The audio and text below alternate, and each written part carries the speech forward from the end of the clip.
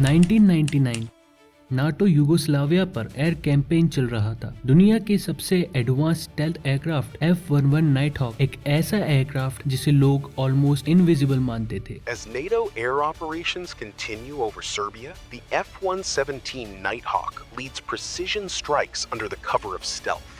Radar के लिए nightmare, air defence system के लिए इम्पॉसिबल टारगेट। लेकिन फिर कुछ ऐसा हुआ जिसने मिलिट्री एक्सपर्ट्स को भी सरप्राइज कर दिया। एक सर्बियन मिसाइल बैटरी ने F-117 को शूट डाउन कर दिया।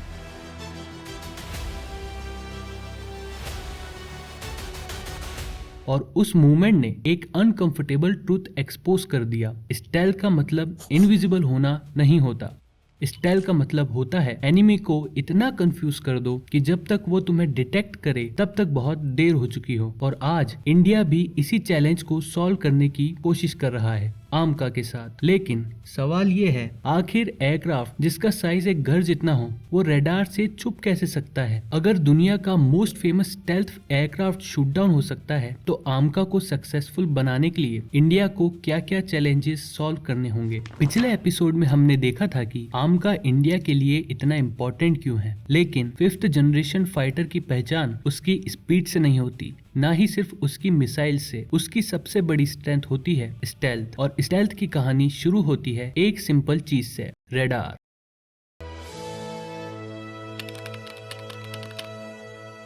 मॉडर्न एयर कॉम्बैट में एक रूल सबसे इम्पोर्टेंट है, जो पहले डिटेक्ट होगा उसके डिस्ट्रॉय होने के चांसेस सबसे ज्यादा होंगे। आज के फाइटर पायलट्स एक दूसरे को आंखों से देखने से पहले सेंसर्स और रेडार उन्हें डिटेक्ट कर लेते हैं, और इसीलिए स्टेल्थ इतनी इम्पोर्टेंट है। लेकिन रेडार काम कैसे करता है? सिंपल, रेडार इलेक्ट्रोमैग्नेटिक वेव्स भेजता है। वो वेव्स एयरक्राफ्ट से टकराती हैं और वापस रेडार तक लौट आती हैं। जितनी स्ट्रॉन्ग रिफ्लेक्शन उतना क्लियर टारगेट। इसी प्रिंसिपल पर डेकेड से एयर डिफेंस सिस्टम्स काम कर रहे हैं, और इसी प्रिंसिपल को आमका चैलेंज करना चाहता है। तो सॉल्यूशन सिंपल होना चाहिए, रेडार वेव्स को वापस ही मत जाने दो, राइट? लेकिन यहीं से शुरू होती है असली engineering.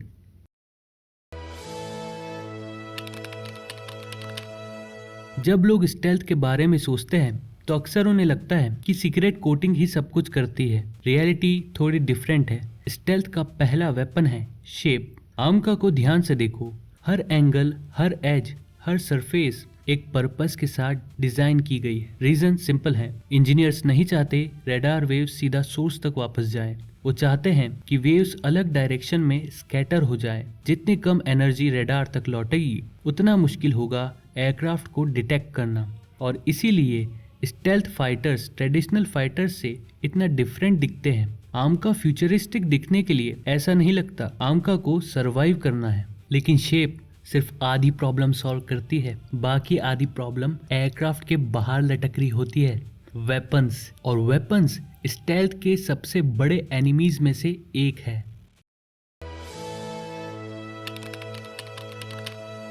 Traditional fighter jets missile और बॉम्ब्स को विंग्स के नीचे कैरी करते हैं। ये प्रैक्टिकल है, इजी है, लेकिन स्टेल्थ के लिए डिजास्टर है। हर मिसाइल, हर बॉम्ब, हर external store radar reflection increase करता है, और इसीलिए स्टेल्थ एयरक्राफ्ट एक कंप्लीटली डिफरेंट सॉल्यूशन यूज करते हैं। इंटरनल वेपन्स भी। वेपन एयरक्राफ्ट के अंदर रखे जाते हैं। लॉन्च के वक्त डोर्स ओपन होते हैं, मिसाइल रिलीज होती है और डोर्स तुरंत क्लोज हो जाते हैं। सिंपल लगता है ना, लेकिन इंजीनियरिंग के पर्सपेक्टिव से ये नाइटमेयर है, क्योंकि एयरक्राफ्ट के अंदर ऑलरेडी फ्यूल है, सेंसर है, इलेक्ट्रॉनिक्स है, और अब वेपन्स के लिए भी जगह चाहिए।